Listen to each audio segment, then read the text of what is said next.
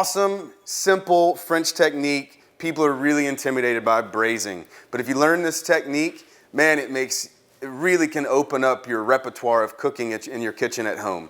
So I've got some baby back ribs, great Texas product, or a great Texas staple, and a good technique that if you learn how to do this technique with me today, then you can use this and apply it in so many different meals, pot roast, I mean all kinds of stuff. So what we're gonna do today is I've got some baby back ribs that I took off the slab, so I cut them individually. I've got a really yummy rub here. You can use salt, pepper, you can use whatever rub you want. We've got some great rubs at Fresh. I talk to a lot of people at the store when I'm cooking with them, and they always talk about how their braises or their ribs or whatever, they didn't season them enough. So always be generous with the rubs. This is something that if you're planning your dinner, you could go ahead and marinate your meat with your rub 24 hours out if you want, 10 minutes, or we're going to go straight to the pan. It's one of those things that it's absolutely good if you got to hurry up and do it, but if you do have time, anticipate it and let them marinate for as long as you can. So now we're ready to go to the pan. Braise is a great technique that we love because you don't have to buy the super expensive primal cuts. You can buy the roast, the ribs, the meats that are a little less expensive that might have great marbling.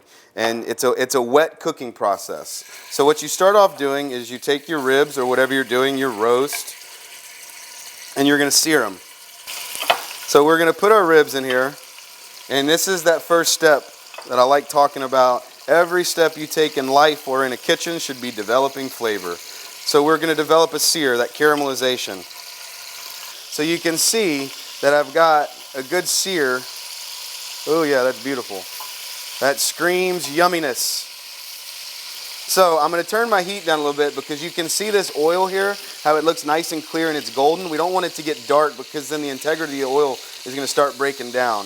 It's okay that we haven't seared all of the rib because we just wanted to get a little bit started to develop some flavor, but we want this pan to stay really good and seasoned, and we want to continue seasoning it. So we're going to take our ribs out and we're going to cook our vegetables. And what our vegetables are going to do are help develop the flavor or continue developing the flavor, but it's also going to pull that fond off, which that fond is all the goodies on the bottom. So we're going to keep that pan nice and hot. I've got these awesome veggies that were already cut. We're going to add some celery, some yellow bell pepper. At home, this is a great thing to see. If you see where it's getting black on this pan, just rotate your pan because that means that your fire is getting really hot right there. And what's important right now is you keeping this train rolling, if you will, because you're getting everything together to develop these great flavors for the finished product. I got some white onion, and then I've got some carrot. These are going to be a great combination of colors, but also really contribute to that braise, because a good braise always has that good veggie bite and gravy and great textures. We're going to add our ribs, and now let the braising begin. We're going to deglaze with a little bit of inexpensive white wine. Anything dry, you have something open at home that you're drinking, works perfectly. We've got chicken stock.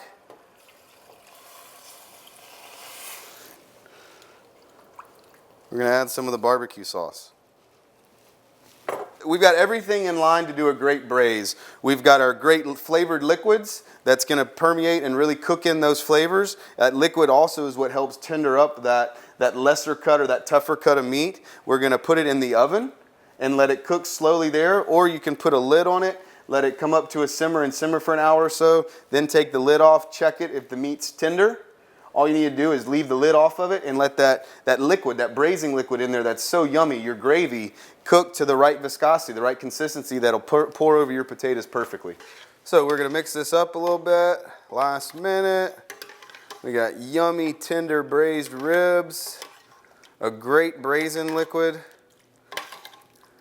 Again, let that basil bloom in there, which is kind of developed. And then I went by Fresh and I got a pound of this grilled potato salad that is just super yummy. And I thought when I was looking at putting this together, I was like, oh man, this grilled potato salad with bacon and cheddar cheese. So when you're braising stuff, guys, remember you're just doing basically a wet roast, if you will. You know, when you're roasting a meat, it's a dry application to cooking something. when you're braising something, you're wet roasting or wet cooking something to tender it up and reconstitute that moisture in a tougher cut of meat. So depending on the toughness and the size of the meat is going to have a lot to do with how long it takes to cook. This one, they're baby back ribs, so they don't take long to tender up. I think all in all it took probably about an hour and a half. But what you do is get it going early. Of course, you know you want to plan accordingly, but get it going early and then get it searing like we did, developing all those flavors. And then once you get your liquid in there, turn the heat down and let it cook for a good 45 minutes to an hour, and then you can check it. And if the meat's good and tender and you taste it and the meat's got some good flavor to it, all you need to do at that point is get your braising liquid to the viscosity or consistency that you want.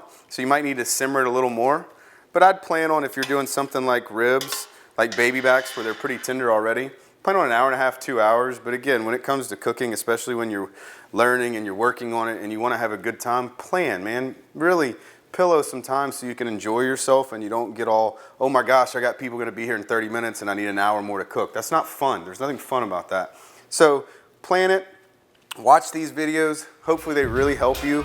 Pick and choose when it's a time to have a quick meal on the table, or if it's a Saturday and you're having a dinner party, make sure you pick those recipes properly.